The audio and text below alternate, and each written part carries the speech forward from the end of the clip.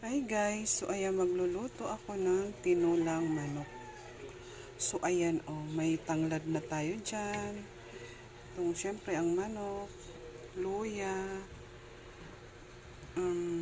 sibuyas, tsaka bawang. At syempre, ano kasi tawag nito, sayote, tsaka malunggay. Alam nyo guys, binili ko to sa palengke, 40 pesos yan. Itong malunggay, tsaka itong 40 na. Diyos ko Lord. Ito yung gagamitin kong panggisa sa manok. Pinaprito ko ng dito, maling kahapon. Tipid-tipid tayo guys dahil wala tayong inaasahan kundi sarili lang natin. So, dito ako magigisa ng manok. So, ayan, sobrang init niya na. Gigisa ko muna yung manok dito. So, ayan, nalagay ko na ang bawang.